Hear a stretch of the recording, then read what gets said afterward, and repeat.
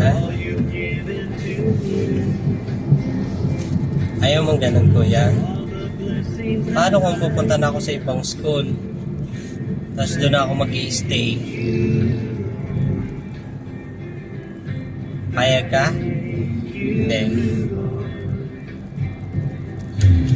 Mas okay sa iyo dyan na lang ako sa school? Ha? Kasama kayo? Ayan o, huwag na mag-cry.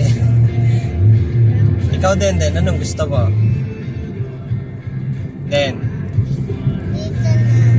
Dito na lang. Hindi na ako lilipat ng school. Ha? Paano kung may offer sa akin? Mas malaki ang sweldo doon. Mas maraming money. Ano yung pipiliin mo? Mas maraming money, wala ako, o kahit konti lang ang money natin na magkakasama tayo? Alin ang gusto mo doon? Offer na lahat ng money. Oo.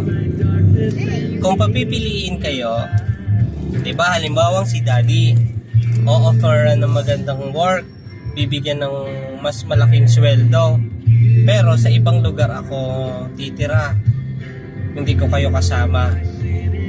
Alin ang mas gusto nyo? Yung malaki yung sweldo ni daddy, o yung kahit ganyan na yung sweldo ni daddy pero magkakasama tayo dyan? Ha? Magkakasama? Ikaw din. Ha? Anong gusto mo din? Lakasan mo. Gusto ko lahat tayo.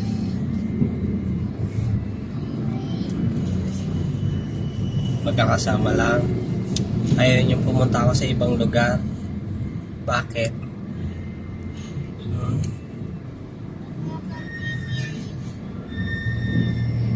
Ano? Ano? Lakasan mo. Would continue. Huwag continue yung work. So dito na lang ako. Diyan na lang ako sa school natin. Sa malapit lang. Para kasama ko kayo. At mas malapit yung school. Okay lang sa inyo na hindi masyadong marami ang money natin? Okay lang sa inyo? Okay lang sa'yo din, okay lang? Okay lang na hindi natin mabibili yung ibang gusto nyo? Bakit? Ano mas gusto nyo kasama si daddy? Bait naman, anong sweet naman ng mga yan. Bakit gusto nyo kasama si daddy? Ha? Tama na, huwag ka na umiyak. Tinatanong ka lang naman eh. Ha? Ano? Bakit?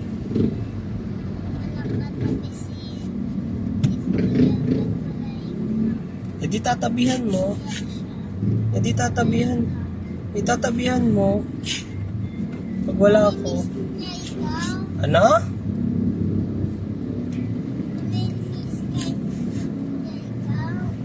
Mamimiss ako ni kuya. Ay, ikaw hindi mo ako namimiss? Kiss mo nga si daddy. Ikaw namimiss mo si daddy. Oh, yung nakakamiss kay daddy, isang kiss. Love pa. Asya na.